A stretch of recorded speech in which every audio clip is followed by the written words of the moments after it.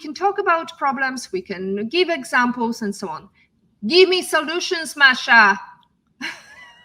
Solutions. The thing is, we need to be more aware of the biases that exist in the workplace and in our own heads. I think the step number one is awareness and understanding that these biases exist throughout the journey of the person of a woman who is applying and who is working within the tech field or any other industry, honestly. And we need to look at the different stages of the employee's journey throughout their career. So for example, first we have hiring and interviewing. What biases exist there? As we already have mentioned, women are hired on proof, men are hired on potential. How do we dismantle that? How do we become more aware of the biases that the company might have in place? How can we become more aware of the biases that exist in our own heads? Then the interview questions. A lot of the times, women are asked questions regarding their family and home, questioning whether they're going to be able to combine those effectively, questioning their commitment, etc. Men don't tend to get as many questions there.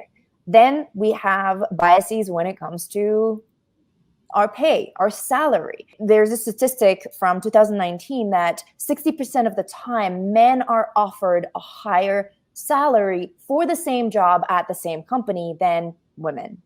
And that women, this is the data for tech, women on average are offered 3% less for the same job for the same company.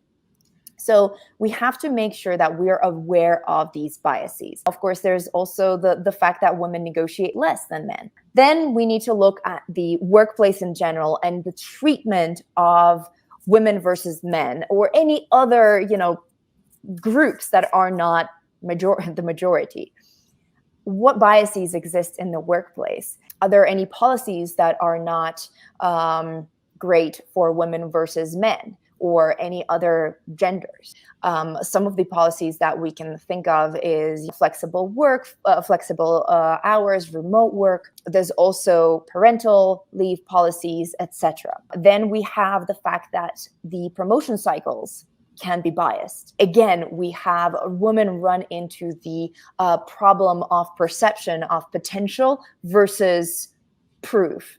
A lot of the times men are being promoted for their potential. Then we have biases in terms of the task allocation, and that there's this concept of non-promotable tasks, and women tend to get the higher percentage of it, which again stunts their growth. Then we have biases when it comes to just general comments, biases against taking women seriously and all of that stuff. There's so much to unpack. And the motherhood penalty. We have biases against mothers. And that's something that I have also individually realized at some point that I had a bias against working mothers back when I was starting my career because I didn't understand the context that they're working with. So I think throughout all the stages of the employee's journey in their career, we need to be aware of all of the different biases that they can face. And the first step is awareness. We need to be aware of what they are. The second step is changing them, right? Figuring out how we can make the playing field equal for everybody, right? So for example, when it comes to the allocation of tasks and the non-promotable tasks in particular that can stunt women's growth, how can we make the process of task allocation more fair, making sure that women and men get an equal proportion of those non-promotable tasks?